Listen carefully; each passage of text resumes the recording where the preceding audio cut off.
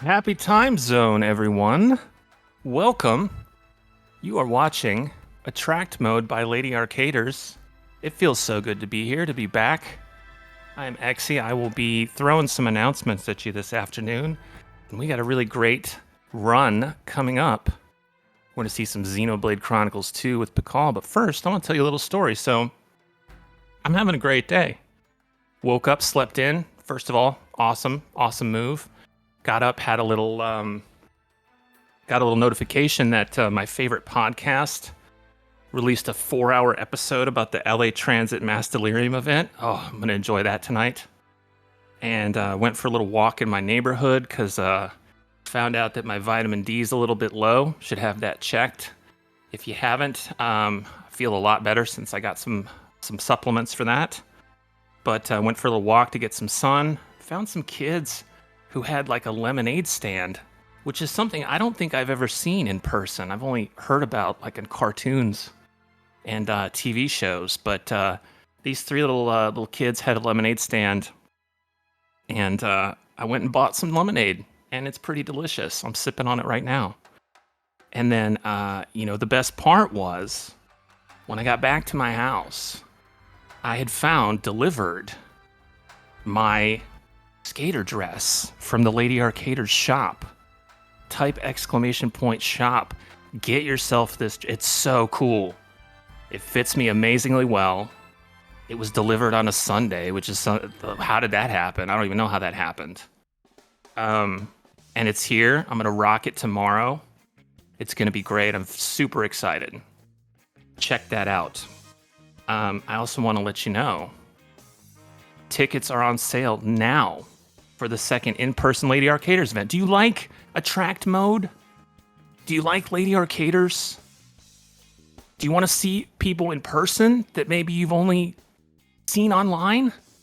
You can do it. Toronto. That's where it's at. It's in Toronto. Called Out of Bounds Toronto. Get it? Because there's a 2 and it's Toronto. It's happening June 15th and 16th. And I will tell you right now, because I've been checking. The flights are still good. You can still do it. You can get a ticket, you can get a flight. It breaks my heart that I can't go. I was looking at flights. I was like, I want to do it.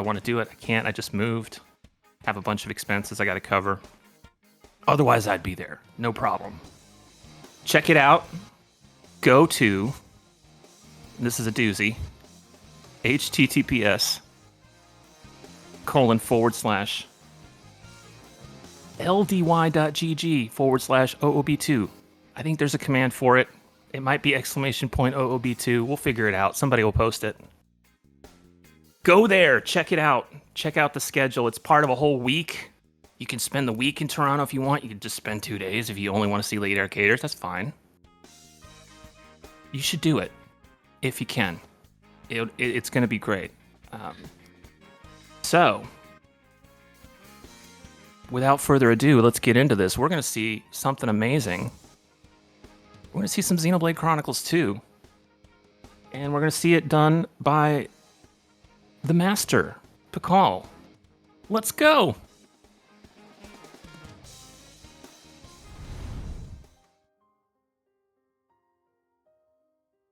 Yeah, hi, it's me. I don't know if I guess I'm the Xenoblade Master. I guess that's me. Sure, hi, it's me. Welcome. I play Xenoblade and I yap about it too much. And I'm here to yap about it again. So I am doing a speedrun of just chapter 1 to 3. We're only going for the first 3 chapters. I did used to run full game runs of this game, and I actually did do a full game run of that at the very first last, like 4 years ago. And that was a very cursed run, but it's still there if you want to go watch that cursed run. And then I haven't ran this game for like 4 years since that run. And then I was like, you know what, I kind of want to run Xenoblade 2 again, but the full game run is like 4 hours long, and I don't really have time or energy for that anymore. So I'm just going to do chapters 1 to 3, which is a shorter run and not full of complete RNG. It still has a lot of RNG, but not as much as all of 10 chapters. Yeah, we're just doing the first 3 chapters, and we can start when I hit OK on this screen. In 3, 2, 1, let's go. Awesome. Xenoblade 2 is a lot. We're gonna skip a cutscene and immediately get into combat because Xenoblade 2 is a good game. Those tutorials, we don't need to worry about those tutorials because Xenoblade 2 is known for having bad tutorials that you shouldn't listen to. So we're not gonna care about that. Good to know. The game actively lies to you and tells you wrong information. Good game. But right now I'm just building up my arts through auto attacks. Xenoblade is a game where your characters, which in this game are called drivers, they attack automatically, and you can interrupt that attack in this game by just flicking the stick, so you can do kind of like stutter stepping to rebuild your arts faster. And arts are the things you saw in the bottom right corner, which are tied to my X, Y, and B buttons. A does have a use later, but we'll get to that when we get to that. That's pretty nifty. I like a good auto attack. And then we're in Goldmouth here. We're just going through Rex's day. Rex is our character here, is the main character of Xenoblade 2. This is before he becomes a Giga Chad in the DLC for Xenoblade 3. So he's just a little 15-year-old kid right now. He is a salvager. He works salvaging in the Cloud Sea for money. He dives in the Cloud Sea to build up. He searches for like lost treasures and sells that for money, and he has a job at 15 years old. If only we could all do that. But we're getting called to the office here for Banna. Banna is like the main leader of Argentum here, this trade guild, and he has a special job for us that we're gonna accept, even though it's pretty shady. But it gives us a lot of money, so we're gonna accept it anyway. Now we're gonna go talk to Gramps here. This is Gramps is Azurda, who is a Titan that kind of raised Gramps, that he lives on his back. The world of Xenoblade 2 is Alrest, which is like an area around the world that's covered in the Cloud Sea, and then around in that Cloud Sea is Titans, which are like the main land masses that people live on.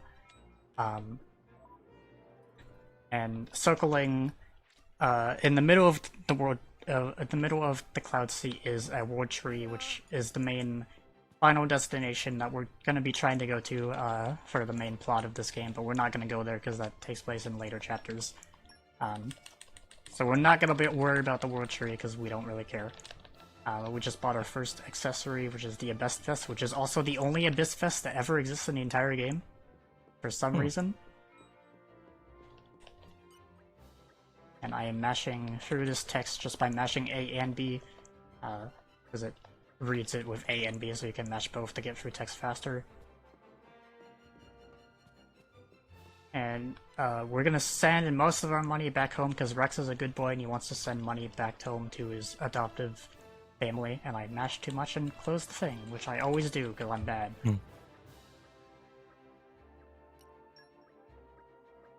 We send most of our money that we were given for accepting that job.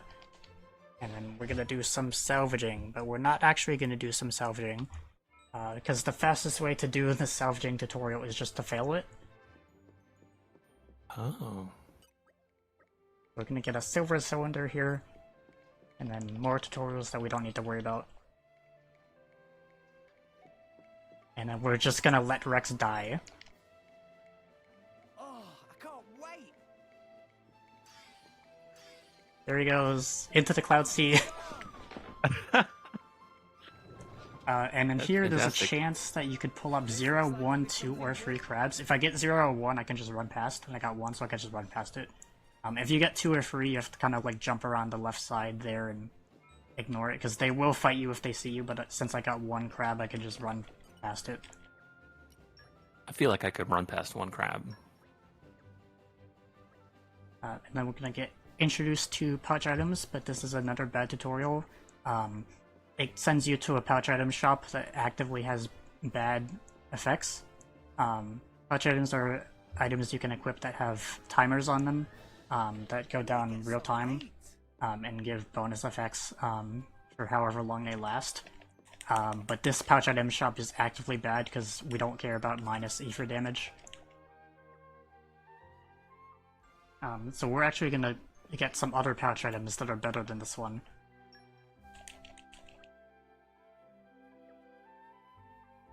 And we're gonna go to the inn here, which is a thing you can use in Xenoblade 2. Where Xenoblade 2 has a system called bonus experience, where whenever you finish a quest, your experience gets pooled instead of getting given to you immediately, and then you can go to an inn and use that pooled experience to level up later whenever you want. Which was also introduced in other games. It was retroactively added to Xenoblade 1 with a definitive edition, and then also added in Xenoblade 3 with the camp system.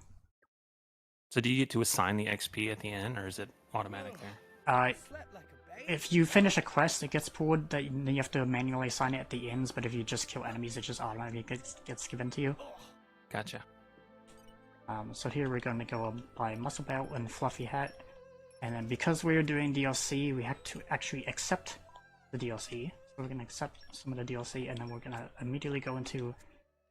Not save, I don't need to save right now. We're going to go into options, and then we're going to turn enemy aggression off, and that is going to make it so that every enemy in the world is going to immediately like ignore us. Oh, they're cool now. It's fine. That does not apply to unique monsters or bosses, and we'll get into unique monsters in a bit later. We're not going to be fighting unique monsters, but we do see some around.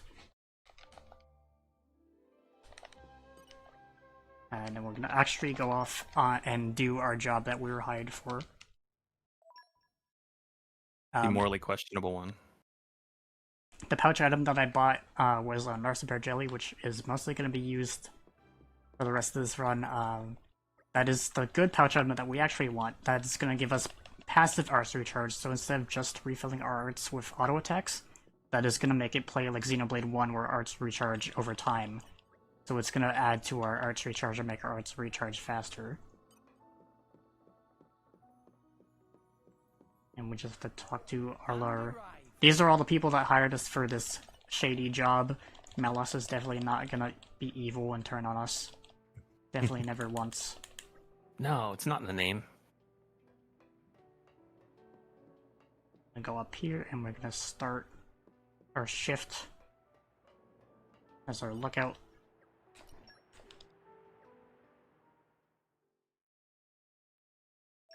And what this job is that there was an ancient ship that was discovered under the Cloud Sea, and they want a salvager to haul it up, and they specifically got Rex because he is from a Titan area called Lephiria, and he has special blood, which he doesn't know, but he has special blood that is used to open a special door.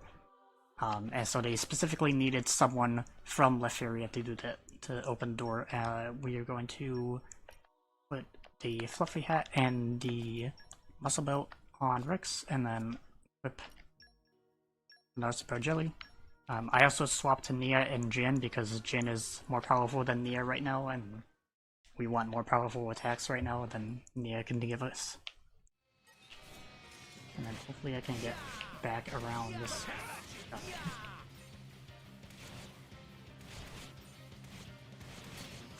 But I still need to kind of learn this fight.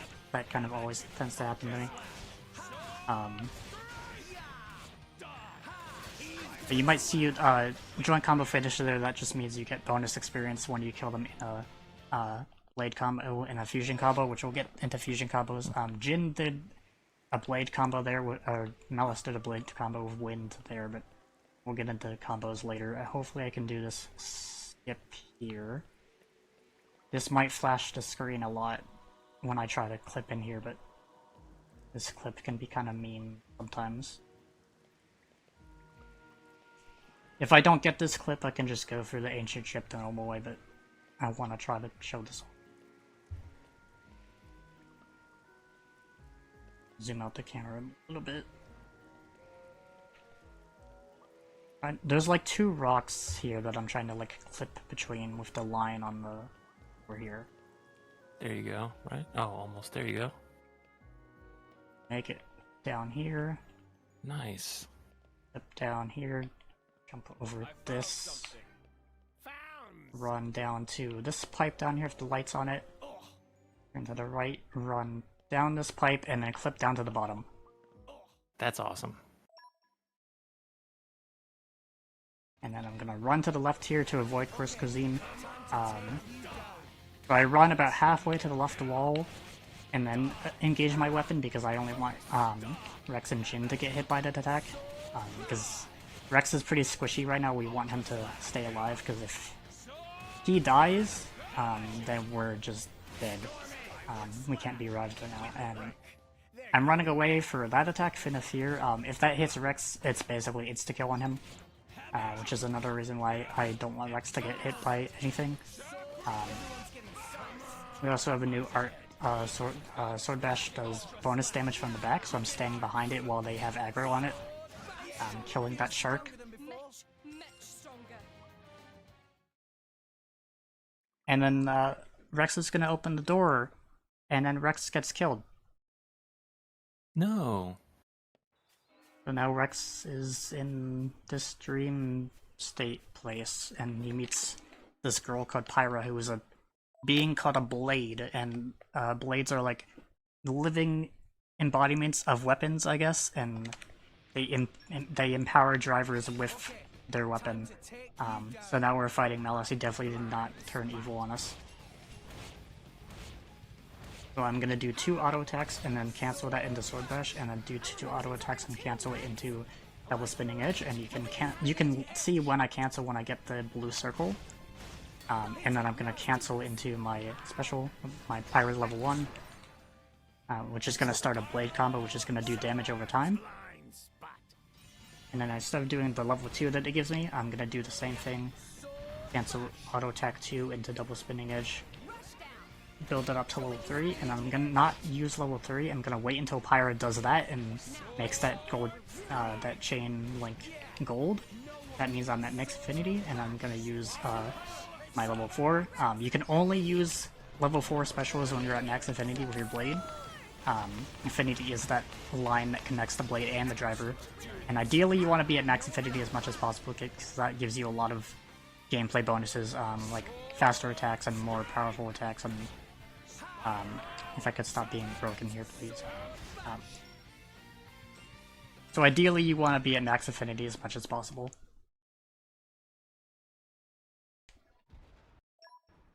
Specialists typically charge up by using arts, but level 4 specialists charge up when you're at max affinity and over time, and only player-controlled characters can use. You can only use level 4 art specialists when you're playing as the character. And we don't care about Chapter 2. Chapter 1 is pretty short, but Chapter 2 is a lot. So we get launched off the ship, and now we're in this other titan called Gormott, which is like a grasslandy type area, and then I am going to use 2 love sources here, which I got from the DLC. That is going to increase trust on Pyra. Trust is used to unlock more nodes on Blade Affinity charts, but it also increases their damage. So Pyra's already at trust level 4, so it's going to increase her damage by a lot more.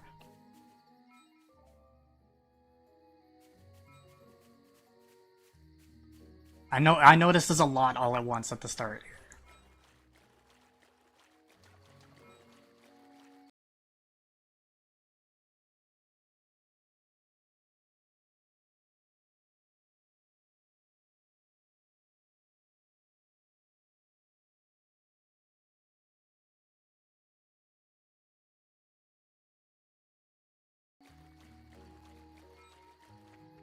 And then we're gonna meet Gramps here. Gramps is gonna die, but also not gonna die, because he's gonna turn into a baby.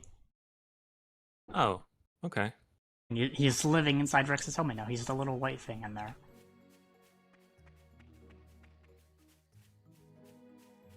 So now I'm gonna get these collection points. I ideally want 10 puzzle tree wood because I need it for the start of chapter 3. I know what collection points will give puzzle tree wood, but it's always random how many I get from them. So that one I skipped back there is not one that gives puzzle tree wood, but I do know the other ones that give it. it is still always going to be random which, how much puzzle tree wood I get from the collection points. And then we get field skills, which you don't need to worry about too much for a shorter run like this. There's a lot more field skills in the longer full game run, but basically you need to like build up your blade skills, your blade affinity charts to unlock field skills, and then you can do those field skill checks, which is a big controversial thing about Xenoblade 2 that people didn't like. People didn't like being stopped in progression because of field skills that they didn't have.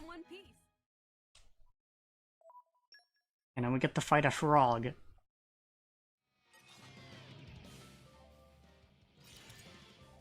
And I don't want to use level 1, I'm gonna do 1, 2...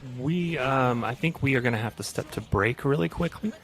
I think we have a technical issue, but we will be right back.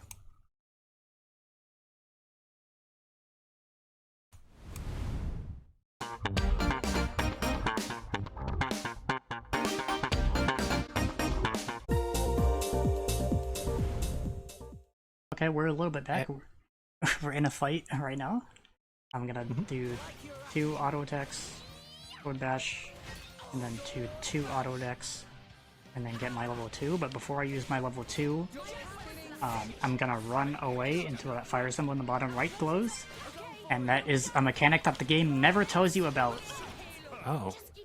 That is a mechanic that I don't think has like an official name. I think a lot of people just call it just range. But that's the thing that Xenoblade 2 never tells you about. Every weapon has a specific range on it, and if you attack at that specific range, I think your damage increases by like 5% or something. It's really not that important, but it is important for that fight. But most of the time we just ignore that because we don't need to worry about perfect range. Come out. This is another thing that gives me puzzle tree wood. I only have 1. So far, and I need 10 at some point. This is another one that gives puzzle tree wood. 2, 3. The puzzle tree wood is RNG, so sometimes I've had more or less at this point, but that's only like the 3rd check spot that I can do, and I know where I can get some backups later. And then a quick time save with jumping onto the ladders. Instead of just walking into the ladders, there's a short animation when you walk into them. But if you jump into the ladders, you can kind of skip that animation and get onto the ladder a little bit faster. Which for some reason I think they actually get rid of in Xenoblade 3, which is annoying. And then there's going to be another field skill check here, which is just going to be Pyro Fire Mastery, which she already has pre-equipped. Not that you need to equip field skills, but like it's already unlocked for her. We don't have to do anything to get it. I would hope with that name that she would know how to do that. Yeah, because she is a fire blade. There's different elemental blades. There's even this game has the blade gacha system, which we won't see because that happens in Chapter 4. But there's common blades where they're always random. I think there was another for each, so it's 6. Common blades are the only blades in the game that can't be light element. There's fire, water, dark, light, earth, wind, electric, and dark. Or water. Fire, water, earth, electric, ice, and wind, dark, and light. Is all the elements. And then light... so those are all like different characters, and you just would swap them in and out. Yeah, well, the blades are tied to their element. You can't really change element for blades. But common blades are the only type of blade that can't be light element. And there's like only a few light element blades in the game in general, but most of them come from DLC. So I think they wanted to add a bit more after DLC launched. And then this is another puzzle tree plot. So that should be 8. If I'm counting correctly, and we get Lighta Oasis. There's technically 2 routes you could do here. There's the Lighta Oasis route and the Wait Sheet route, depending on how much puzzle tree wood you have. But I've always done Lighta Oasis route because it's what I'm used to and what I know. And I'm kind of already doing pretty good on puzzle tree wood anyway. I'm just gonna go up here. We're gonna get a location or a landmark called Border War Gate, which is mostly used for coming back here in Chapter 4, but it is gonna help us a little bit coming up. Also, that's a unique monster. There's Acute Melvin. If he does see me, which he really won't unless I physically attack him first or like go in front of his vision, because he doesn't turn around, he will still attack me even with enemy aggro turned off, because that does not apply to unique monsters. But unique monsters are basically like more powerful enemies that give you bonus rewards and special items that are harder to kill. We're gonna go down here and get an item called the Scale Chip, which we'll equip later. We're gonna go back up to Boulder Gate, and then we're gonna go even higher. We're gonna get a location called Dawnview Grotto, which we're gonna have to come back to for Chapter 3. But we're just gonna get it now because we're already here.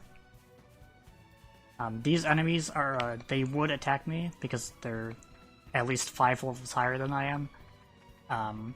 Level differences do matter in Xenoblade depending on, like, they do change, like, the amount of damage you do, the amount of damage you take, and, like, how many effects you can do on enemies, and, like, which enemies detect you or not if they're aggressive. But because I have enemy aggro turned off from the DLC, they don't care that I exist. I can just run right past them. Even if they did detect me, I could just avoid them by climbing on the ladder, because climbing ladders completely gets rid of all enemy detection, because they don't want you fighting on ladders, and there's no like animations for it or anything, so you can't fight on ladders, so it just completely gets rid of all enemy aggro. And then we get the Dawnview Grotto, which is the start of Xenoblade 2 having forced secret areas.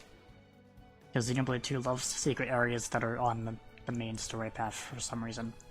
Which secret areas are just landmarks that give more rewards for finding them. Okay. I actually wanted to go down here. While I'm down here, I might as well check this spot again for more puzzle tree wood. I think I'm already at 8. I might get more this time. I did not get more, so I'm still at 8. As long as I'm counting correctly, because half the time I don't.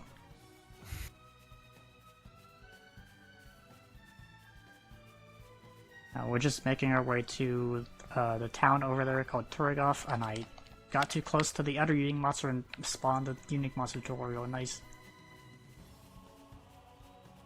And there's also a quest here that I want to avoid, which I did end up running into in my run at last like 4 years ago because I wasn't paying attention. I was looking at chat and not looking where I was going. So I'm actually gonna purposely avoid that this time. I hate it when I pick up a quest I don't want. And then we're gonna go down here to get Lasham Island, which is gonna be helpful in a bit. Congratulations. Because we're gonna go back there soon-ish. I'm looking for... There he is. There's the big monkey. There's Tutorial Route Part. Ooh. If you know anything about Xenoblade, you know that the Territorial Route Part is the big meme of the community. Level 81 big monkey in the first area of the game. I saw 81 and I got a little scared. Yeah. He is a unique monster, so he would still attack me even with enemy aggro turned off. So besides the level difference, that's another reason why I want to avoid him. Because he would insta-kill me as a level 6. And there we just got a tutorial for tides. Tides don't matter except for one thing in Chapter 3, because they only exist in 2 areas of the game, one of which we don't even go to for a shorter run like this. And even in that area, they don't really apply unless you're doing like side quest stuff. The Cloud Sea is a sea, so it does go up and down. Oh, there's like tides. Yeah, Interesting. we're gonna buy leather gloves, and then what we're gonna do, we picked up the scale chip earlier, so we're gonna give that to Pyra. That is gonna increase her auto attack and her crit rate. Auto attack is a badly named stat. It does not affect just your auto attacks, it affects your entire damage. I don't know why they called it that, but sure. We're gonna switch arts, and then we're gonna go into Driver Finish Art, get Reflex Response, and then go on Nia's Finish Art, get Ether Talent. And then we're gonna give Rex the auto balancer, which I got from the DLC, and then letter gloves. I am looking at my notes, and then Nia vest, and then we're gonna give Nia the orange Paratha, and then that is it for this menu. So, since I'm still in the process of de-rusting this, I'm a little bit slow in the menus, but I can keep practicing and start learning them a little bit better. And then we get into another fight here with the Ardanian soldiers. If you know their lines, then you know their lines, because they're a big meme. But we're going to target the left one, and then we're going to just build up auto attacks here. Do auto attack 2, sword bash on the weaker one. And then I changed double spinning edge to rolling smash, which is AoE art. So it's actually going to hit both of these guys. And then do sword bash there. Just finish this guy. And then we're going to do a level 1 there. And he gets aggro on me, but that's fine. I'm telling Nia to do her level 2. And that should kill Podrick there. Nice. And then we're gonna have to fight Bridget here, who is a blade. Her driver is not here right now, but she's still powerful enough to fight on her own. But we're gonna target Podrick first. Try to just build up hearts and specials again. I just realized something. I did not equip my Norspare Jelly again, so I do not have my passive arts recharge, so I'm gonna have to do that.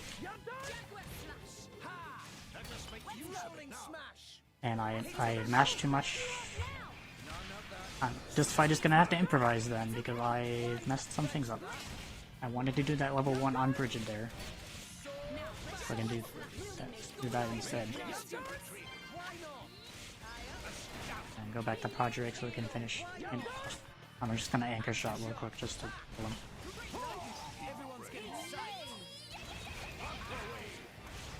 I'm gonna need to remember to put my Norspare Jelly back on because I was supposed to have it by now. Hopefully Nia can break again.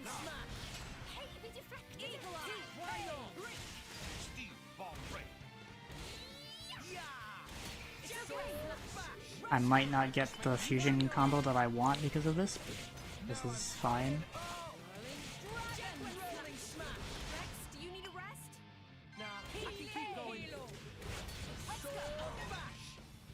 I'm just gonna do level 3 there. I don't care if Nia gets a break or not. The main reason why I want Nia to get a break is because she has a driver combo. Driver combos are break, topple, launch, and smash. We mostly only do topple, or break and topple in this run. But if you do a driver combo on top of a blade combo, which is used by using blade specials, you can do fusion combos, and that increases your damage by a lot more. Before I forget to do this, I'm gonna do another Spare Jelly. Put that jelly on. So that is gonna give me some arts recharge that I needed, because I forgot to put that on earlier. Ideally, I wanted to do a level 4 in that fight, but I couldn't get it fast enough because I didn't have my arts recharge up. Which shows why you need arts recharge in this game, because otherwise your arts are extremely slow. And then we get to do some cooking here, which doesn't matter because cooking and crafting in this game is bad, and all the items you get from crafting don't matter. That's the only time we do it in the run. That's unfortunate. And then here, Nia gets captured, and we have to kind of find out where she is, and the game gives you like 5 different people to talk to, but you only have to talk to a few of them. So if I know which characters I have to talk to, I can just run to where they are. You also see me doing this. I'm putting the camera over top of Rex before I go to skip travel, because that kind of helps to decrease lag. It's not foolproof. It doesn't completely get rid of all the lag. As you might have saw that I still kind of lagged in that menu. But it does kind of help to mitigate the lag a little bit if I turn the camera completely above the Rex, if I do that. And then here we get pulling blades. This is kind of a preview of the gacha system a little bit, except not, because this common blade here is always guaranteed to be a wind element knuckle claws common blade every single time. Ah. The only thing that's random about that blade is the skills that it gets, the name, and the gender.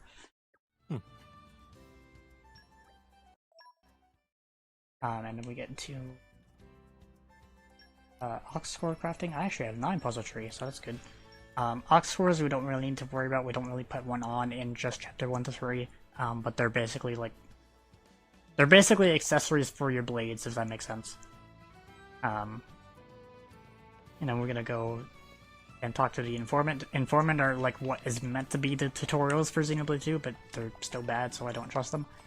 But we still need to talk to one here to find out where Nia is. And we're gonna run through here. In a full game run, you would go up to that store and get more cream orange paraphrase for Nia for when you get Nia back, but because we're just doing chapter 3, I've just completely skipped that. Because the cream orange paraphrase that we have lasts long enough for just chapter 1 to 3 that I don't need to get more. But if you were doing a full game run, you would need to get more there. And that was the last person we had to talk to find out where Nia is, but I'm actually going to run all the way over here to get this landmark over here for later. We're going to get Gary Gorm's Arch over here. And then we're going to go to Tora's house back down here.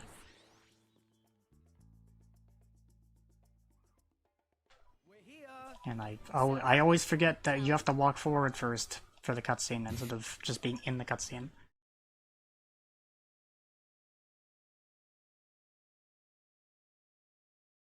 And then put the camera down, and then we're going to go up to the arch. I was meant to go to the fountain, but sure, whatever. Not that much longer of a run. We have to go talk to this guy. Because what Tora wants us to do right now is he wants to become a driver like Rex and have his own blade. But because he's a Nopon, he is not able to have a blade because Nopon drivers are extremely rare. And for some reason he's not able to become a driver and have a blade. Which blades typically come from an item called core crystals, and when you resonate with a core crystal by like grabbing it, if you're able to become a driver, then you get the blade. If you're not, then you kind of... It's not really clear if you get killed or you just get like injured a little bit. Sometimes they get killed, sometimes they just get injured. It's not really clear. But Tora tried to become a blade one day by resonating with a core crystal, and it gave him a massive nosebleed. So he's not able to become a driver unless he wants to get nosebleeds for the rest of his life. So he is actually building his own artificial blade. So we need to get robot parts to build his own blade. And someone hired us to be like, oh, this crab is like terrorizing people on this island, and for some reason it's the one level 9 crab instead of all the level 40 crabs. So this is a pretty simple fight. Just kill the one level 9 crab and then immediately go back. You know. It's not my fault if you fall out during battle, yeah? So we are gonna get parts for Tora's artificial blade after doing that little side quest there. Run through here. We don't need to worry about that chest.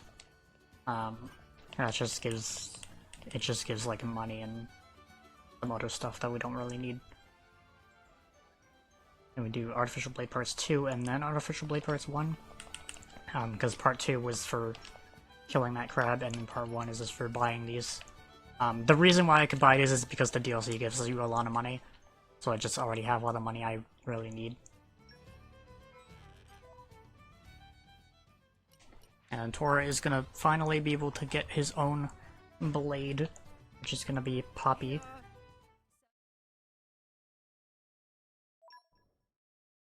And then Tora is gonna be able to become his own driver instead of having to resonate with a core crystal.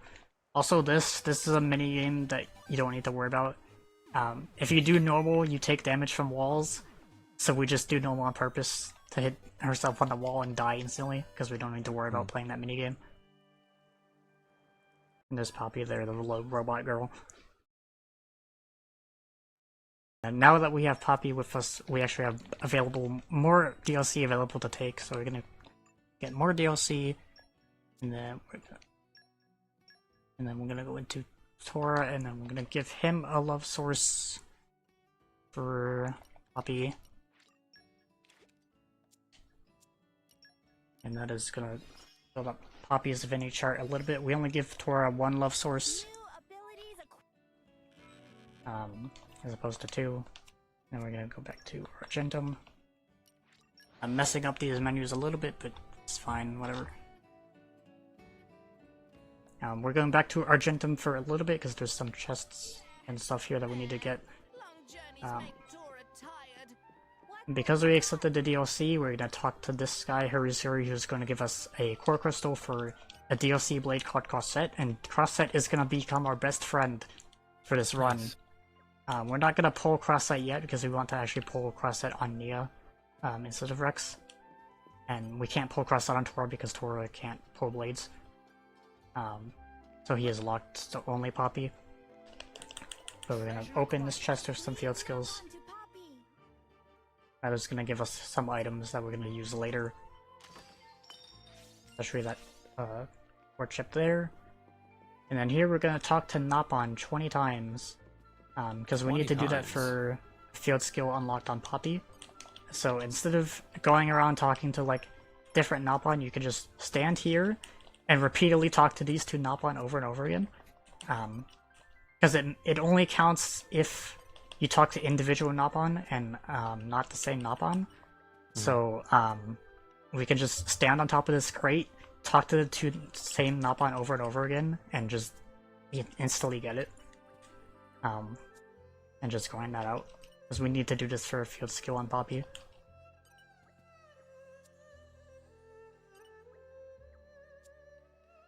I should have been counting while explaining all that, but I wasn't, so I'm lost count right now. But ideally, we want to talk to these ones 19 times. If I don't, I can just run back over here and get it. I did not open the store again.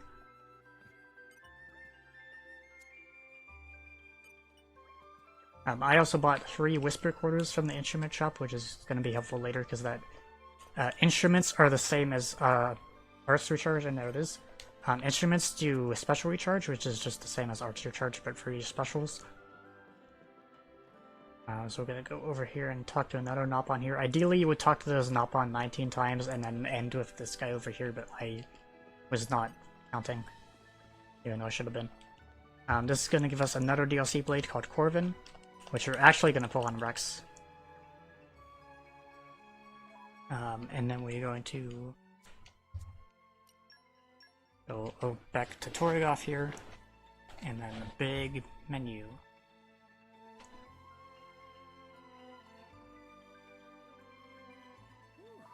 Let's rest a spell. And then we got full Corvin on Rex.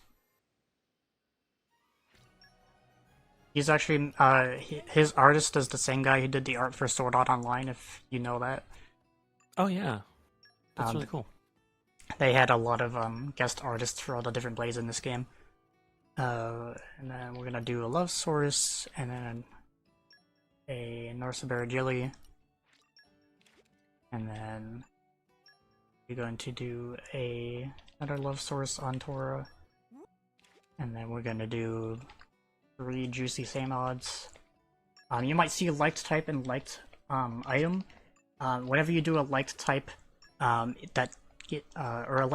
you do a liked type or a like item that increases the bonuses effects that you get from the pouch item, and we're going to do Poppy, and we're going to Scale Ram, and then Affinity Max Barrier, we're going to craft 1, and then we're going to increase Affinity. Now we're going to make Hunter's Chemistry 2. Now we're going to go increase energy, and then increase skill RAM, and then we'll put our Hunter's Chemistry too, and then we're going to put our Affinity Max Barrier, and then we're going to go into Poppy's Affinity chart. And then we're going to do Corvin's Affinity chart. And that is going to increase his trust, which increases his damage, and then we're going to put Coil Chip on him, which we got from the chest in Argentum. And I'm going to swap the Corvin, so now Corvin is the one following me, and now Corvin is going to be the blade in Rex's first slot. He still has Pyra on him, but when I start fights now, it's going to start with Corvin instead of Pyra. And then we're going to get this barrel down here. This is going to give another core chip that we're going to put on Crossset later. I don't need all that money. We're going to go to Garagorm's Arch.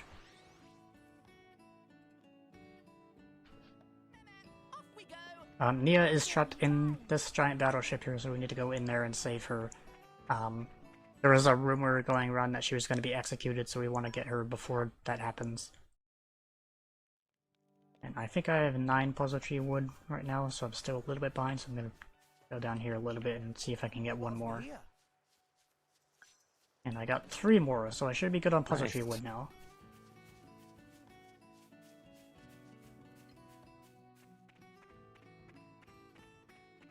And get that, and then instead of going the way the game wants us to, we're gonna actually just jump down here, do some parkour, and because I'm level 7, I can just jump down here and survive with 1 HP, because of the way that HP scales when you take fall damage. Nice. If I was level 8 or 9, I would have to wait for my health to refill before I made that jump. But if I'm level 7, I can just do that jump without having to wait.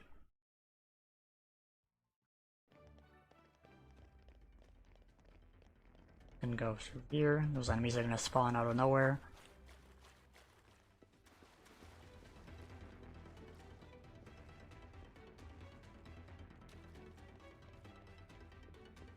And up this ladder.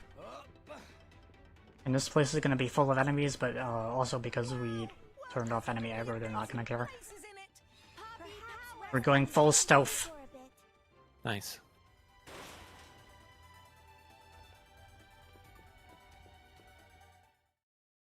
And then we're gonna save Jormark, which is Nia's blade. We find him first. You don't physically see him following us around, but he is with us now.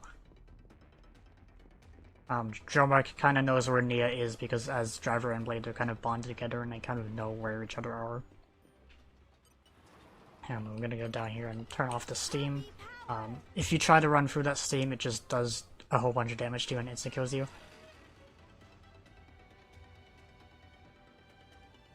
So we do turn it off just to avoid that. Run past all these guys.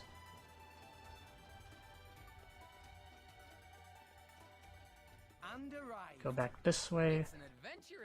The door's gonna automatically open.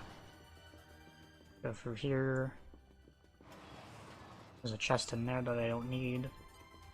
And we're gonna go over here and rescue Nia because she is trapped behind that door. Switch my target to the right one. And now because I'm using Corvin, I actually have a different weapon who is a he is a clone of the Chroma Katana weapon class. Which is a class you have in the base game, but Corvin is a clone of Chroma Katana. And Corvin is extremely powerful. And Rex is really good with Chroma Katana weapons. So that's also why we put Corvin on Rex. I wanted to do level 2 there, I guess I didn't build it up enough. I'll just do that. But we finally rescue Nia now, and then we're not gonna play as Rex for the rest of this run. Oh wow. As I said that earlier, Crossset is gonna become our best friend. We're gonna swap into Nia here, and then we're gonna do another pretty big menu. Do not want to go in there. We're gonna pull Crossset on Nia. And she has another fire blade, so we're gonna put cross set there. And then I go into Bitball and swap those two arts. And then we're going to swap these two arts.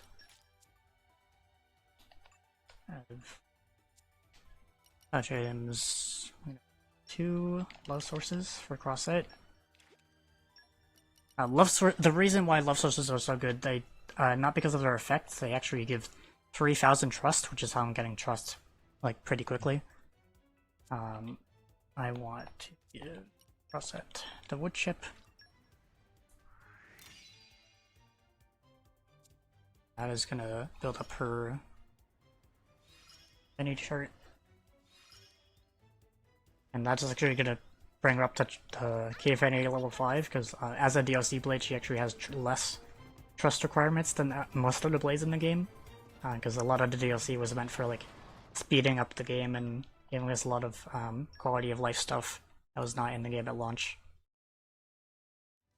But we're actually not going to use cross set yet. We're actually going to stay on Drummark for a little bit for another quick skip. It's not going to be going through like walls and stuff like the skip at the beginning was on the ancient ship, but it is going to be a little bit of a skip that we can do with Drummark here. If I don't get the skip, it doesn't save that much time, and I'm not going to lose that much. If I don't get it, but it is a short skip we can do. Ideally, we want to go down those stairs and like turn on the power so we can open the door and just run into the final section. But instead, we can go on this bridge and then time a jump to jump over the clip there. Yeah, nice. And then before I jump down here, I'm going to switch to cross set because cross set is our best friend, so we want to be playing as cross set. Or using her. Let's see what she can do. So the reason why cross set is so good is as a Bitball, she gives Nia a potion art, and she gives a heal art, which heals the entire party. Potions heal the entire party, but you have to pick them up. And she gives a break art. And the reason why potions are so good is because cross set has a skill where when you keep picking up potions, it increases her damage. Oh. So because Nia has a potion art with cross set, we can just spawn potions whenever we want and increase her damage whenever we need to do it. But the thing about that is that it only increases our damage when I am the one who picks up the potion.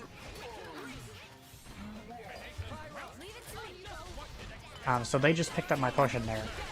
So that did not apply to my damage increase, but those 2 potions I just picked up then, they do increase my damage. Because I was the one who picked them up. So until Pyro to use level 2.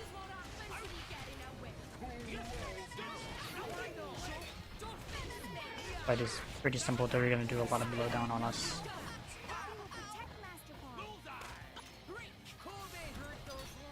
And I'm trying to do like burnout and heat and fusion combo stuff.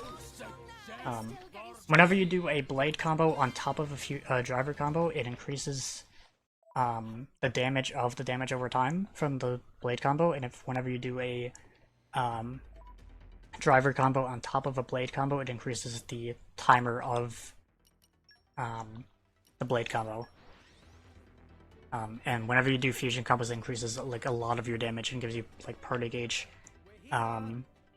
Basically, you want to be doing blade combos as much as or fusion combos as much as possible. And then we're gonna give Nia the Whisper Quarter on her second pouch, and we're gonna get the end of Chapter 2 fight against the Morag here. I'm just gonna build up my potions.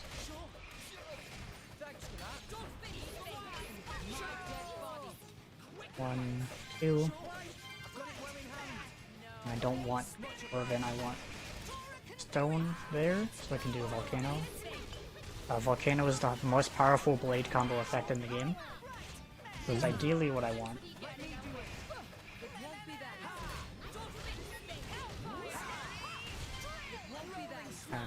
try to get a break here. If I don't get the break, I can go back this up. And wait for my level 4 to build up here, and then while Morag is toppled with a topple fusion combo, I can do topple volcano, and then do a lot of damage with this. And then get like insta-kill there. Nice. Morag is pretty weak, but that does give us a lot of bonus stuff. Ideally, another reason why you want to be doing fusion combos is because when you kill an enemy with a fusion combo, you get a lot of bonus experience stuff. You get joint combo finishes, which like also increases your experience. Which is why there's no grinding in a Xenoblade 2 speedrun, because you have a whole bunch of ways to get experience. And we're actually going to be getting another way to grind experience in Chapter 3. And we're also already in Chapter 3. Oh, nice. And because I should have enough puzzle tree wood, I should maybe skip the grind spot, but I'm probably still going to get it just for safety in case I don't. Even though I'm pretty sure I only needed one left, but we still get this in the full game run, so I'm still kind of used to getting it. I should probably skip this like I do with the Cream Orange Paraffin Shop, but still get this in case I need it. Especially if I'm doing a run where I'm low on puzzle tree wood. That is the spot where you want to go to get puzzle tree wood if you're low on it. And then we go to upper level left. We're on upper level right now, but we're going to upper level left of Gormat. We can go to Uman's shipyard, and Uman is Tora's uncle, and he kind of like builds ships and stuff, and we need to get a ship so we can escape Gormat and also try to get to the world tree, which is what like we're trying to go to. Rex mainly wants to go to the world tree because he wants to find Elysium, which is like a paradise that's like at the top of the world tree. Because the whole plot of Xenoblade 2 is that like Titans are dying out and like there's no land for people to live on anymore. So if you could move everyone up to Elysium, it would like solve the land crisis. And Pyra wants to go to the world tree because it's her home and she wants to go back there. So they kind of team up to go to the world tree. There's like your main spiel of Xenoblade 2 plot. That's basically the Xenoblade 2 plot, without going too much deeper into it. I also want to avoid that bird because that bird is a unique monster, and it will see me and try to fight me if it does see me. We're just gonna run past all these enemies here that we don't care about.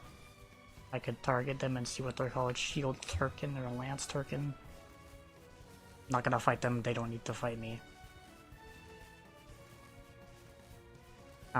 Because there is like a long running section like this, if this was at a full marathon, this would be like good donations time and all that stuff. Another collection point I can just ignore. There's just Uman's shipyard down here.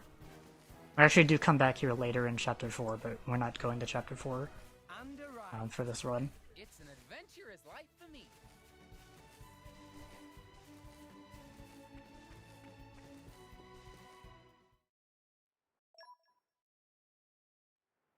So we need to kind of like help Uman build a ship for us to get to the world tree.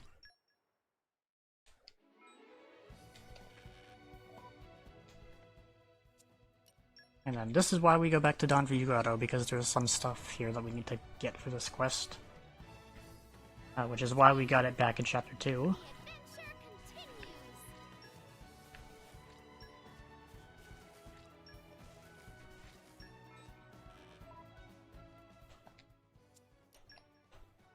And this is also where I would need to get the puzzle tree wood if I didn't have enough, but because I do have enough, I can just go right here.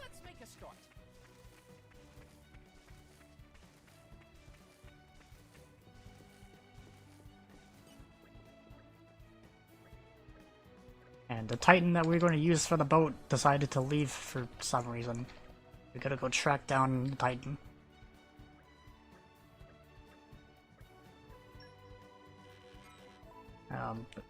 Before tracking down the Titan, we actually have to go back to Dorgoth and use the in because we have to change the tide. It went to low tide at some point, but we need to be high tide for what we need to do. But while we're also at the inn, we're also going to use that to level ourselves up for some future stuff. We're going to specifically do a long rest so we can change the tide. If you just do a short rest, it won't change the tide, so you have to do a long rest. 4 is 14, and then Rex maybe also Rex is 15. Ideally, I want Tor and Rex to be 15, but that's fine.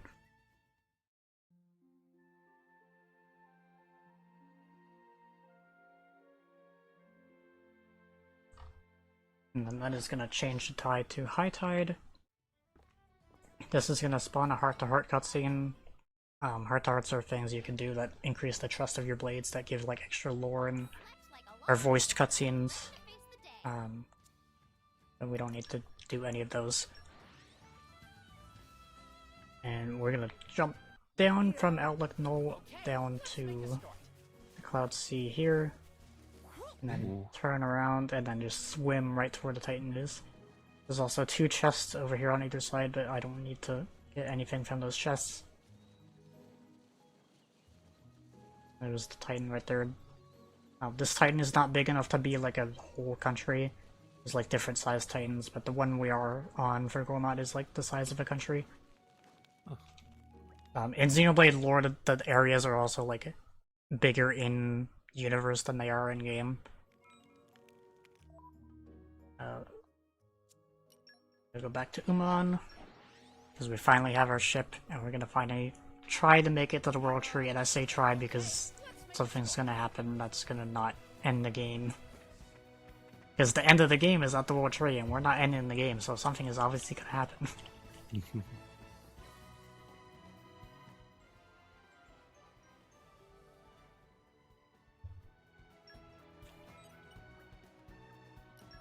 We attempt to sail to the World Tree, and then instead of ending up at the World Tree, we get attacked by a giant robot snake. Oh no. You get attacked by a giant robot snake, and we end up inside of a whale. So this whale is Uriah, which is another Titan area. Orions live inside of the whales instead of being on the back of it like we were for Gormot. We're inside of the whale. If I turn around, you can maybe see a teeth down there. They're not loading the teeth. They're there. There's the teeth. Oh yeah. Wow. It's like all the lung stuff. So the Titans are like actual like living creatures in this game. And this is one of the ones that you go inside of it.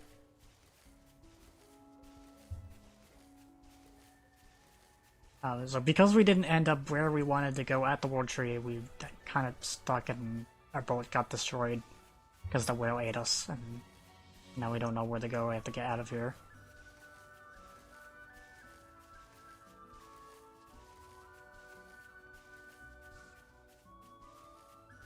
Wow, world has many Gullet amazing Pass. places in it. Perhaps rest and enjoy view for a Because we are in the gullet of the whale. Yes. And then we're gonna get attacked by this trio of people here. One of them is called Van Damme. Xenoblade loves that character is called Van Damme. It's kind of like a staple of the series, which people think is a reference to Jean-Claude Van Damme. I don't know if that's ever been explicitly confirmed, but that is what people think.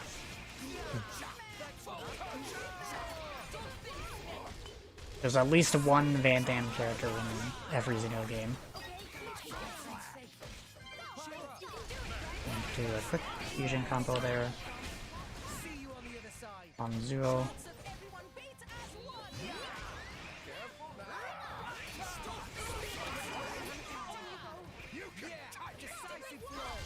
I think I got taunted.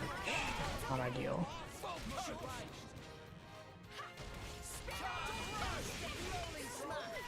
And Rex is low on health. I don't know.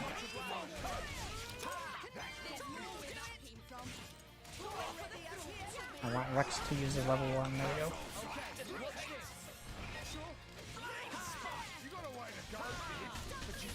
And Rex is gonna topple Van Damme while I finish off you over here. My level 2. I'm gonna tell Tora to use thing again.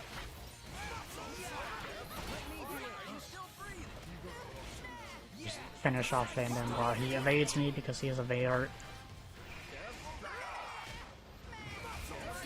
I'm just gonna finish off with level 1 with this guy's. Yep. So Van Damme was also just testing us. He is not like a bad guy, but he just wanted to get Pyra because Pyra is a special type of blade called the Aegis, who is like a special super powerful blade that was like known for destroying the world like 500 years ago, and like everyone wants the Aegis for themselves, and that's what they thought Van Damme was, but Van Damme is actually just testing us. And then invites us back to this village called Garfont, who he runs like this big mercenary group, and he kind of becomes like Rex's like mentor for a little bit. Van Damme's blade is also the bird, the big orange bird. His name is Rock, and the funny thing about Rock is that Rock is technically you could consider Rock as non-binary technically. Because his gender marker in the code is the number 4, but typically they use 0 or 1 for male or female in the code. The Rock is technically non-binary, I guess. If that. Yeah, absolutely. They do use he/him pronouns for Rock in the game, but his gender marker is 4, the number 4. And then we're gonna sell some more crystals there. For money.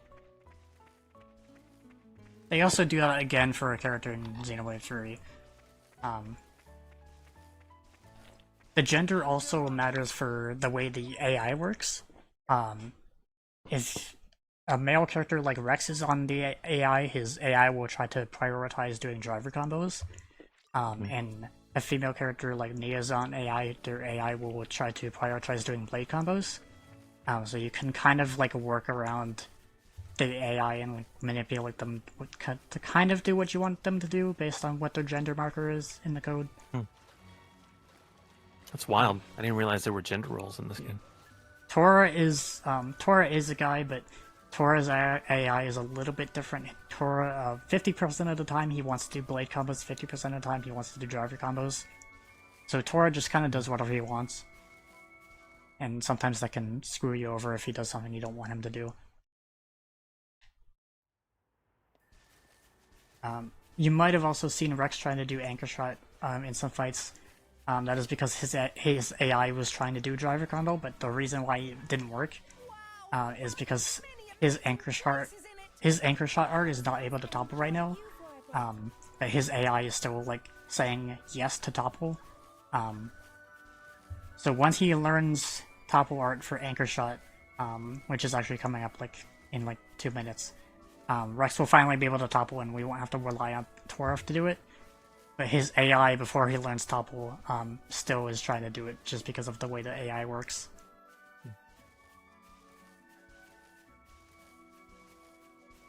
We're gonna go up here, and Van Damme, because Van Damme is like Rex's new mentor for this section, Van Damme is actually gonna teach Rex how to topple. So Rex will finally get his topple art finally. Which is like one of the best topple arts in the game. And this fight also forces Van Damme into the fight. Because he actually has a launch art, so he's actually going to be able to do the third stage of the driver combo, which we typically don't have at this point. And we don't really get in the run at all. But if I do get a break here, which I should because it has pretty low break resistance, so now Van Damme might be able to topple if he decides to do it. Which he does not decide to do, but he does have a launch art. If he wanted to do it there, he could. And try to break again, and then Rex is gonna topple again. And then there's Van Damme launching, so there we go. There it is. Ooh, spinning. Nice. Yeah, there it is. The thing with launch in this game, launch is a little bit weird. It does have an on-screen timer, but launch is actually animation-based instead of the timer-based, like it is with break and topple. So sometimes your launch can run out before the timer on screen actually does. And then I don't want Van Damme in the party, so I'm actually gonna swap him out, and I'm gonna level up Dolphin's Bend to level 2. And then I'm gonna put colorful feather over Fluffy Hat. That colorful feather I bought from the shop in Garfot. What that is gonna do is that is gonna force aggro onto Rex at the start of a fight instead of having me be the one who has aggro. Which we're gonna use for a little bit. Actually until the end of the one, because we are in chapter 3, but that's gonna be helpful to try to mitigate the aggro that I have. If Rex is the one who starts with it. You don't really want to give it to Tor, even though Tor is like the tank right now, just because Rex is has a little bit more health than Tor does, and because Rex has more than one blade, he can like do a little bit more things than Tor can do.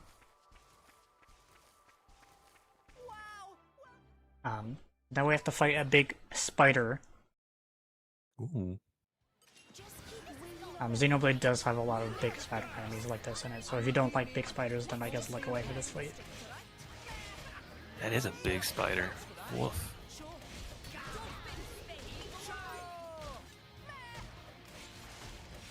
Want to build up to... I missed my break. I can try to fish for breaks if it keeps happening. Don't want Rex to die. I'm gonna heal. That's gonna give me aggro because healing arts generate a lot of aggro.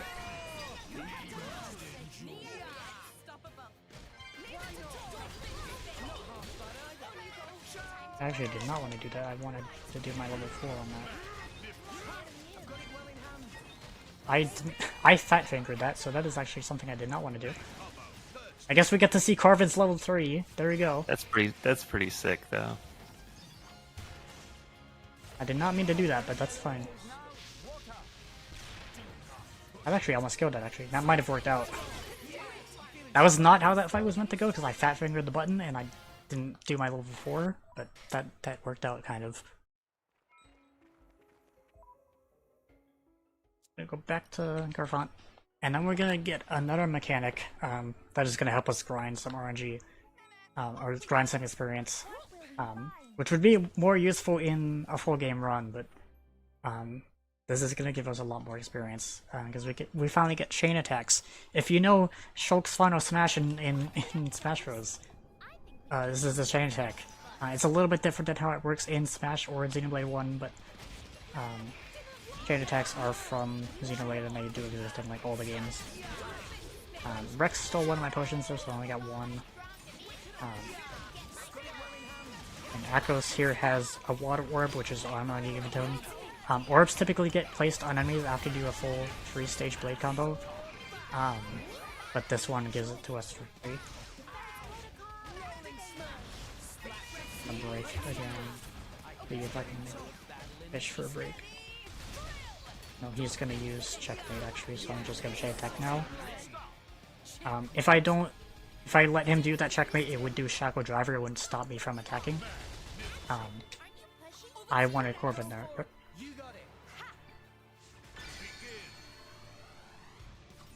So I burst the orb, which means I get a second round.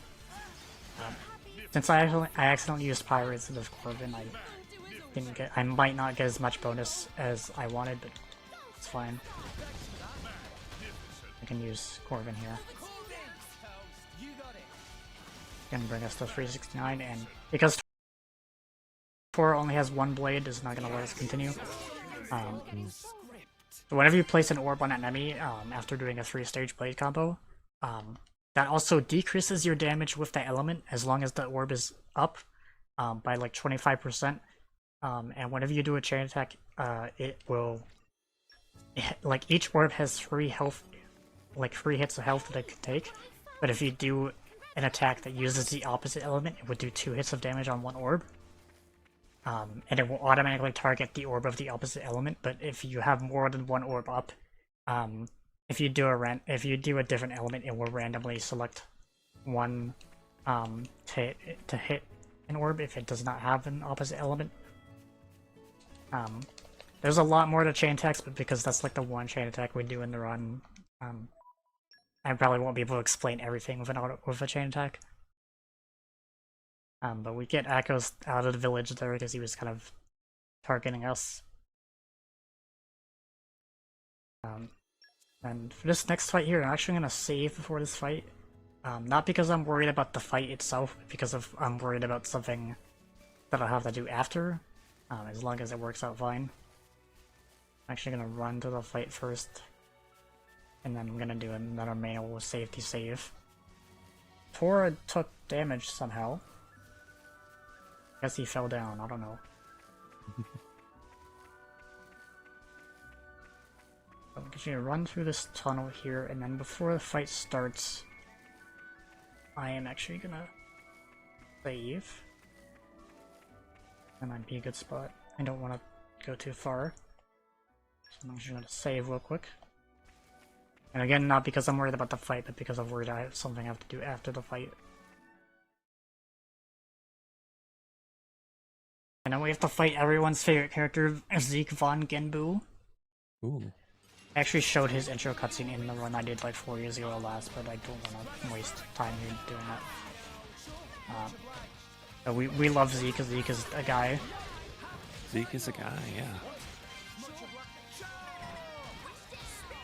So we're gonna build up some potions here. Have Tora use another stone there so I can do another volcano.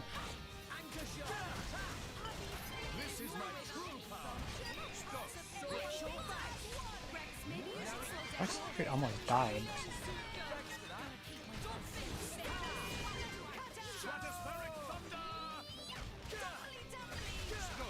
I don't think I'm gonna get my level 4 before that topple runs out, so I might need to do another break.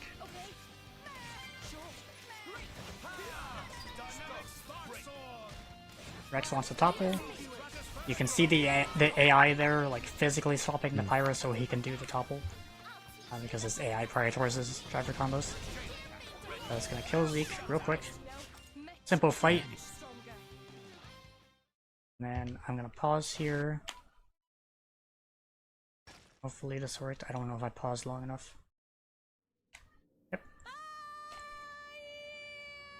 And then this is what I was worried about with the save. Okay. We are good. We did not get a game crash. So what was that about? So that was a thing called Zombie Hover, which is a, you can see what it does. Oh wow, yeah. So that is a Zombie Hover. That is a debug code that was accidentally left in the game by the devs. I don't really know how this was found. It was probably found like 10 years ago or something, or not even that, because Xenoblade 2 is not 10 years old. But like, it was found a long time ago before I ever joined speedrunning Xenoblade, and if you hold down LRZ, LZ, RX, and down on the D-pad during a cutscene skip like that, or like when you're skip traveling, that activates Zombie Hover, and that makes it so that you survive all fall damage. Enemies won't aggro. I don't think enemies will aggro you, but if they do, I think it kicks you out of it. In Torna, which is the DLC for 2, it can also be used for infinite height jumps. Wow. Which is not used in the basic game Xenoblade 2 run, but the reason why I saved for that before the Zeke fight, not because of the Zeke fight itself, but because of Zombie Hover, if you hold down the buttons too long, it will crash your game. So that's what I'm worried about when I save there, because I don't want the game to crash. Which did happen to me in my last run like 4 years ago, like 2 or 3 times.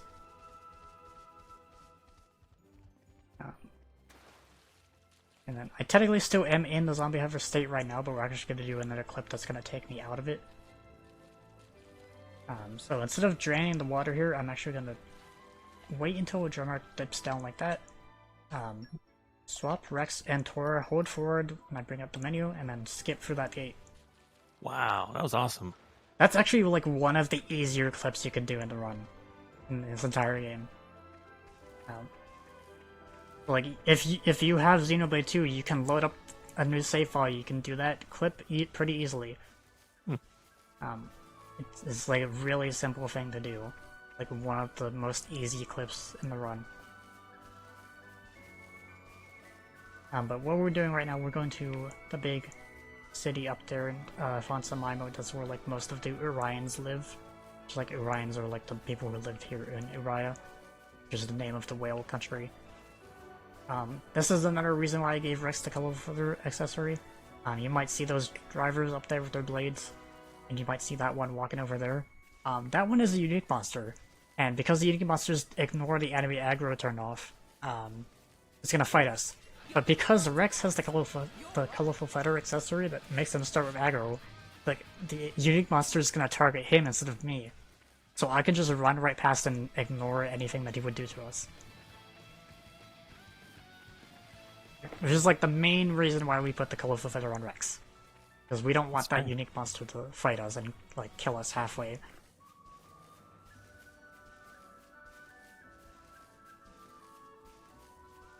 And we actually don't take it off of Rex. So he's actually also going to start with aggro for the end of Chapter 3 fight. Which I was practicing a lot before this run, so hopefully I got all the bad RNG for that final fight out of the way.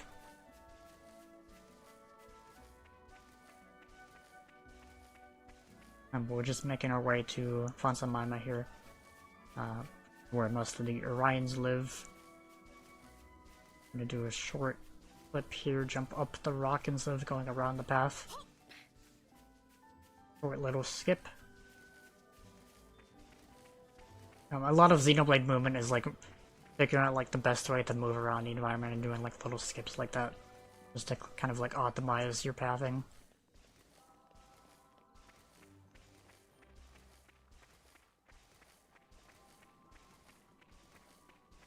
I'll get to Fonsamima here in a second.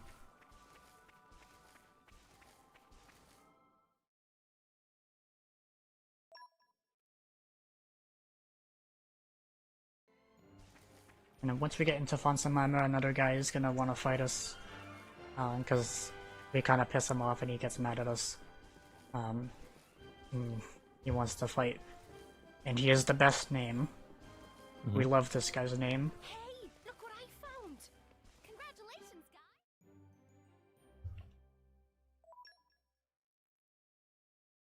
And his name is Violent Driver. Oh, that's great. Because he's violent and he's a driver. And he's a driver, yeah. I think that potion landed on alchemy, which is fine. What I want.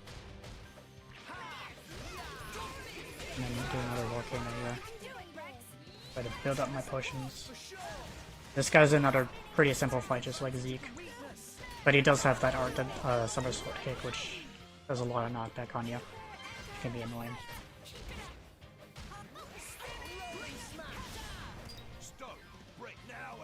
I'm not sure I have enough potions, but I might be able to get some.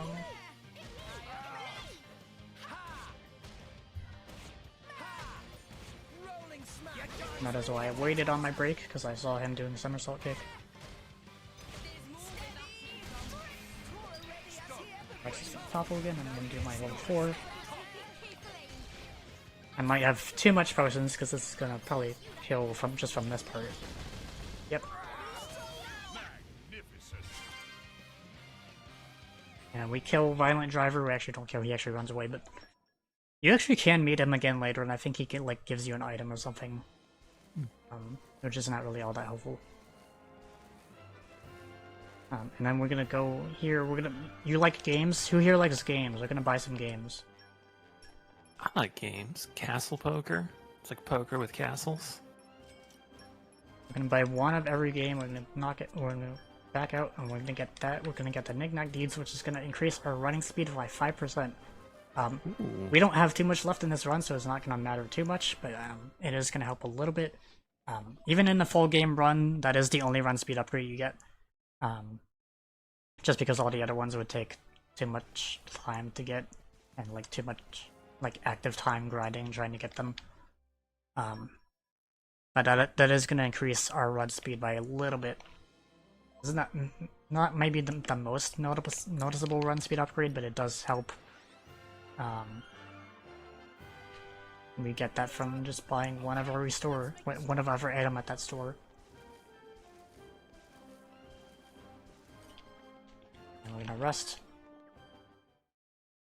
And then Pyra is gonna get a vision from Melos being like, hey, we captured this kid. Come here alone if you want to save her. And then, Ooh. so now Rex only has Corvin on him, but we're gonna go follow Pyra and try to save that kid and get Pyra back. And we're you. And then we're gonna go do the end of Chapter 3 fight, which is another thing I'm worried about. So I'm actually gonna do another safety save for it. Not because I have to do zombie over again, but because I am worried about this fight. Fair enough. Also just because I want to save to practice it more if I ever get this run into more events. Because Xenoblade 2 is a good game and only has one save file per Switch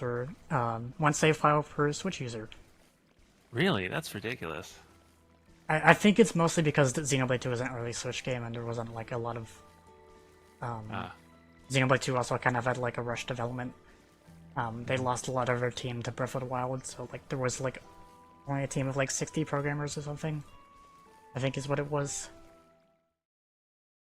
Xenoblade 2 is also one of the few Switch games that doesn't let you record videos from it on the Switch. So hopefully this fight goes well. Ideally, I get what I want. So we're gonna start here doing 2 auto attack and 2 dolphin spin, auto attack 2 into dolphin spin. Hopefully my potions land where I want. I'm gonna cancel my special there. Get potions after the special so I don't get aggro. Use dolphin spin to manage my aggro and to get the potions that I want. And to also build up my level 4.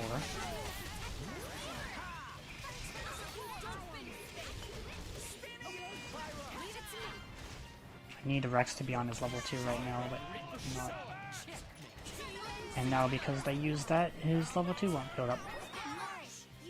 So you know what? I'm actually going to reset this. Here we go. This is why I did a save.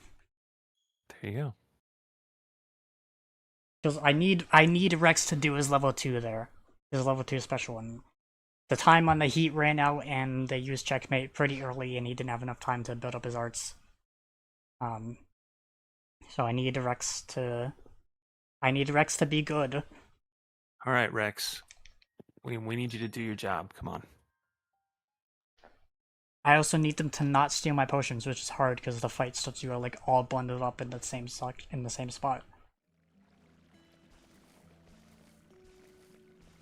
I should maybe save earlier on the stairs, but when you get to the top of the stairs, the fight kind of starts, so like I don't really care.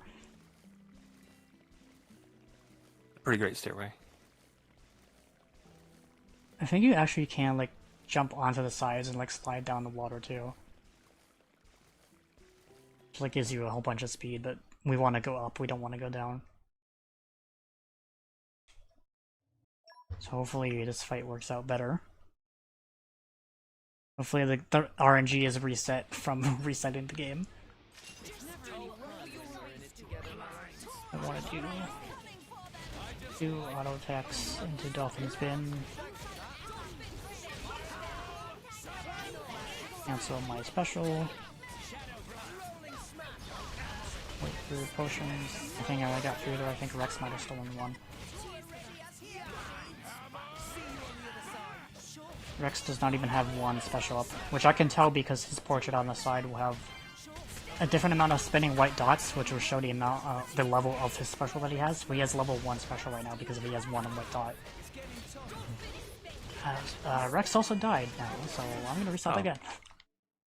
Alright, Rex, come on. Typically it's fine if Rex dies, but we want Rex to die after he does his level 2 and not before. Yeah, after he does his job. That makes sense. I should have maybe also healed, but he was also about to do checkmate again anyway. Which does Shackle Driver, which stops me from attacking, so ideally I don't want them to do that. This fight went so well when I was doing practice before stream, please. You got this. And then I go on stream and it immediately decides to kill all my injury.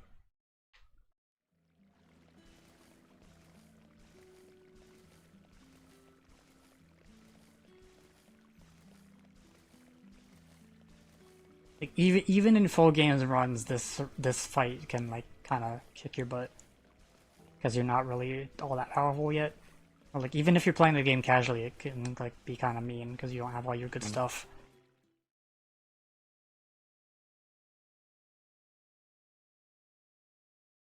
I know for me, when I first played this game, this fight was really mean to me.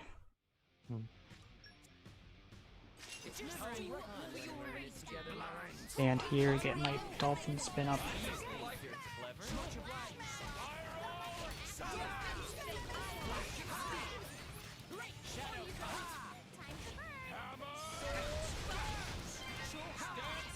Get 3 potions.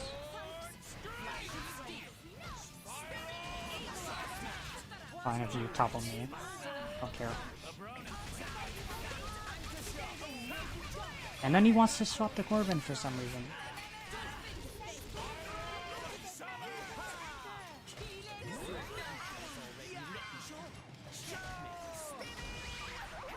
He's gonna run out again. Rex, No, please. Rex. Rex is doing everything I don't want him to do. Ah, he's misbehaving. I don't know why he wanted to swap the Corvin there. Like, Corvin does let him build his arts faster because he has faster arts with Corvin. But, like, I need him to build his level 2 so I can do my burnout and then my level 4.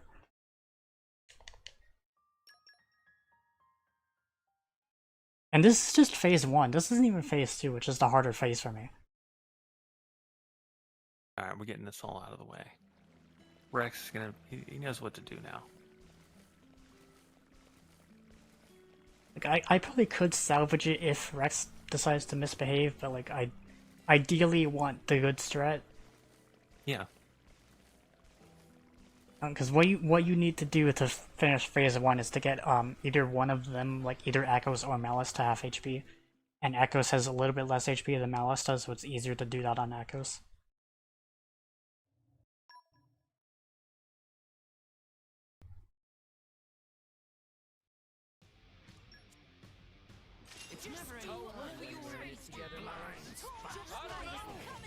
Like, if Rex wanted to swap the core right now, he could do that, because he would build his arts faster.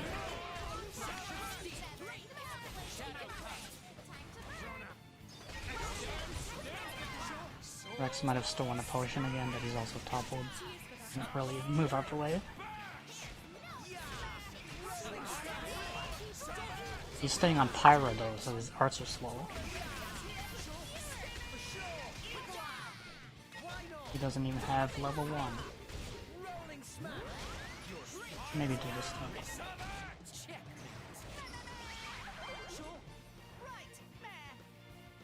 He's gonna run out. I'm gonna see if I can just do this without it, because I don't want to reset again. Try to do like a volcano here or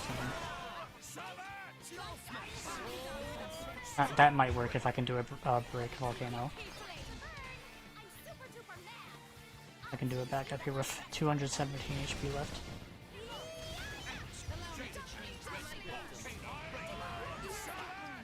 If I get revived, that's fine. Okay. Someone did enough damage to finish him off. Ooh. Because I just did not want to reset again like a 3rd time. Because of Rex That's fair. misbehaving. And now this is phase 2? Phase 2 is a little bit harder. I'm gonna put them on Malice first, and I'm gonna try to restart this the same way. Ideally, I want a double kill hoop. If I don't get the double kill, which like I mostly haven't in most of my practice, I don't care.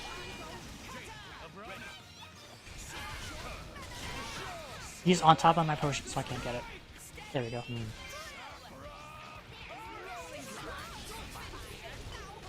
Switch to Malice, and then do the level 1 Malice.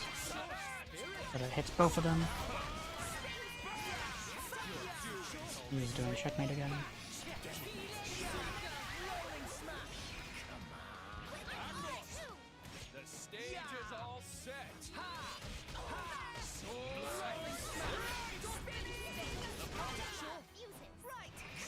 He broke me out of my break. He killed me again. Ooh. I should not have waited that long on my level 2. If I can't salvage that, I'm gonna reset again. I'm gonna try a volcano. He's doing checkmate again, please.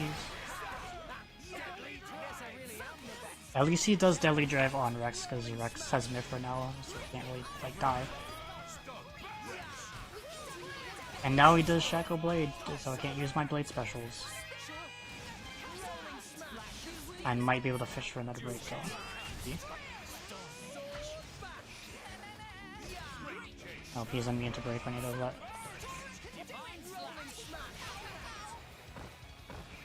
I'm just gonna do level 3 here. I might have to end this fight in a chain if I can do that.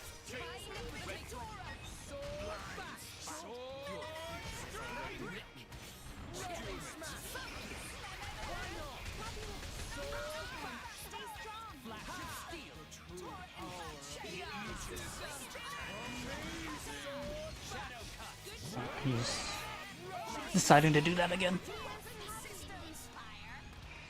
This is why this fight is bad. Yeah, wow. Everything just goes wrong. If one thing goes wrong, then everything goes wrong.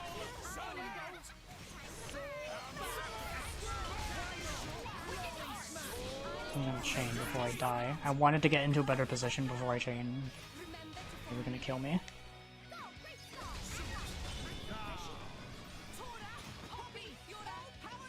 I'm not even sure it's okay echoes either. Orban, because Mifra is bad. We just got her, so she's weak. Now, I could have failed the chain round 2 to like end this quicker, but Echo's is still alive and I want to stand across it. Unless this kills him somehow. I'm actually gonna use Mifra because this will actually do AoE and might kill Echo's. There we go. You did. I guess that's time then, because Yeah. that was the most, probably one of the most cursed Macros fights I've ever had. You did it. When, I wish that fight went better because Rex decided to do everything wrong and misbehave, but please. Yeah, I guess that's Xenoblade 2. I almost said Xenoblade 3, but that's a different game. That's Xenoblade 2, I guess. Good game when things decide to work, and bad game when things don't. Rex decides to be good. He's a good little boy. But he decided to be mean today. Yeah, I guess that's Xenoblade 2. Shoutouts to, I guess, Xenoblade 2 community and all those people there that are probably not watching because I didn't promote this at all. Yeah, this.